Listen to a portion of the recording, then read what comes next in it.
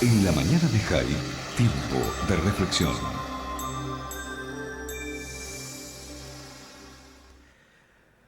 Y era enero del año 2000, a 55 años de la finalización de la Segunda Guerra Mundial, que el rey Gustav de Suecia convocó a líderes de todo el mundo, a sobrevivientes de la Shoah, a académicos. En Estocolmo tuve la oportunidad por esas realidades de Radio High de estar ahí. Y a partir de ese momento se comienza, 55 años después, a trabajar en el combate contra el antisemitismo y a la rememoración de la Shoah a nivel global. 55 años. La verdad que habla y dice mucho. Y esa alianza que se crea de rememoración de la Shoah define que el 27 de enero de cada año será el día de rememoración, rememorando el momento en que los soviéticos se encontraron con Auschwitz. Porque hablar de la liberación de Auschwitz es una mentira. El ejército soviético avanzaba y se encontraron con lo que ya se sabía: el horror de las cámaras de gas, el horror de los hornos crematorios, el horror de los cientos de miles de asesinados. Eso fue lo que encontraron. Y esos que estaban ahí, bueno, salieron a la nada. El mundo, sí, algunas organizaciones hicieron algo, pero muy poco. El mundo judío, que no había pasado por el horror, rápidamente se puso en campaña para tratar de rescatar lo que quedaba de lo que había sido exterminado en Europa. Y esos judíos sobrevivientes, que luego de concluida la guerra no tenían a dónde volver, ni a qué volver, y que hicieron lo que pudieron para sobrevivir y volver a tener una vida.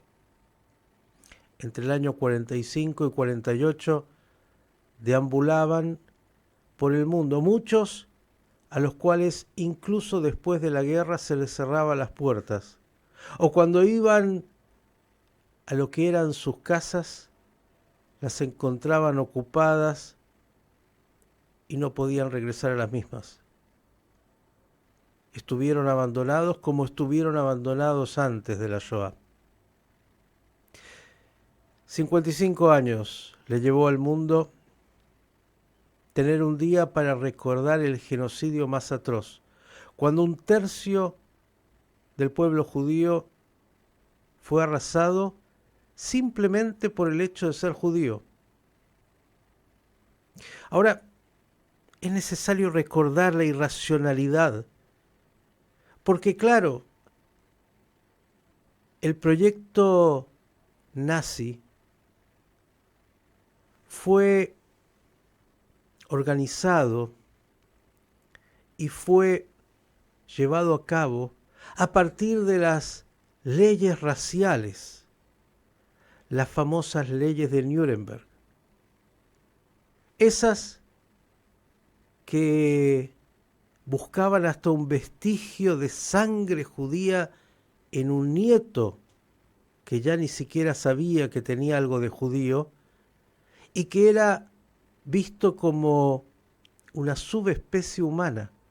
Los judíos fueron catalogados como una especie no humana que podía ser exterminada. Eso hecho por los grandes juristas y científicos de la época. Y no estamos hablando del medioevo, estamos hablando de aquí a la vuelta de la esquina, hace 90 años.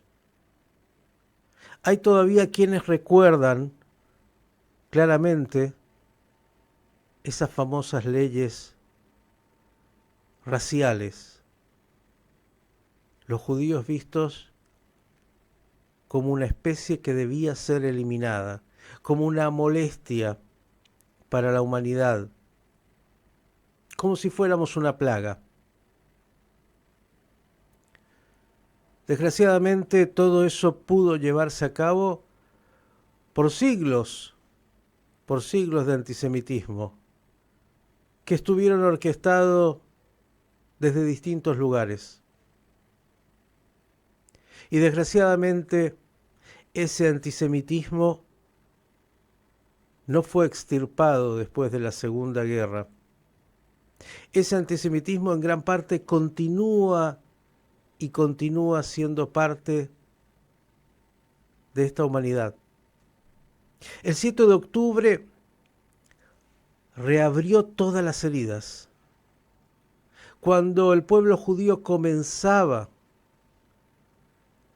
a curar algo de esa experiencia traumática terrible que fue la Shoah, la devastación, cuando comenzaba a sentir que había encontrado cierta dignidad en medio de este mundo, cuando el Estado de Israel es y era el orgullo de haber renacido como el ave fénix de los hornos crematorios, los campos de concentración, para haber creado una sociedad moderna, próspera, inquieta, que traía enormes avances al mundo.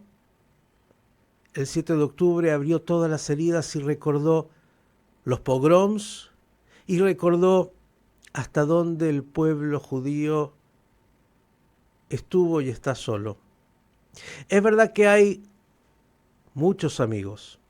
Creo que la gran mayoría de la humanidad es muy amiga. Por ahí no lo manifiesta tan intensamente como sería necesario frente a aquellos que nos odian.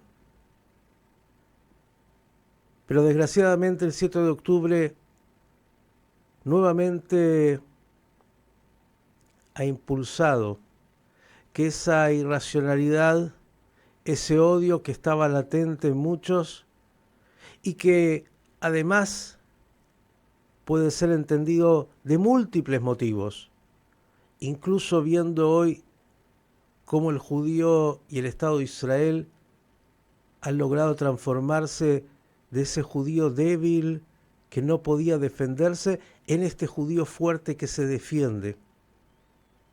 Y entonces la novedad, no, eso no es normal.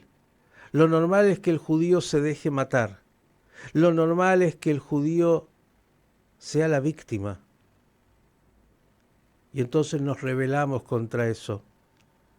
Alguien ya contaba hace mucho que cuando los judíos vivían en Europa durante el antisemitismo, les decían: judíos, partan de aquí, no son parte, vayan a Palestina.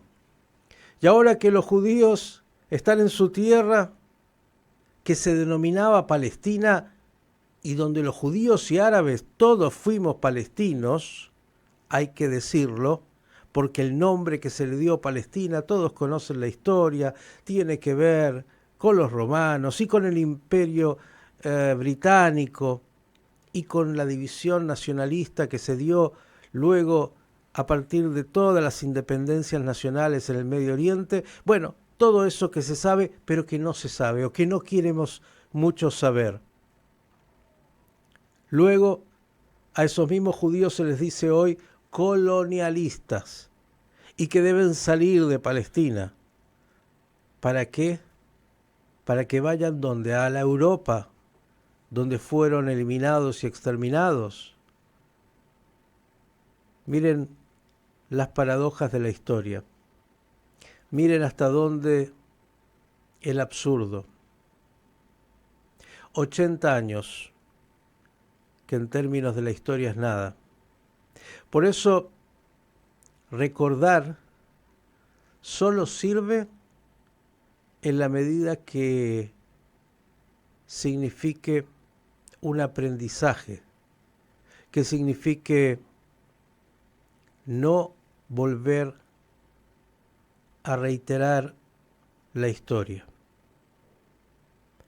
80 años, mucho para pensar, y un despertador cuando estábamos curando las heridas y nuevamente el 7 de octubre la reabrió con violencia, le puso sangre y nos llama nuevamente a todos como humanidad a decir nunca más.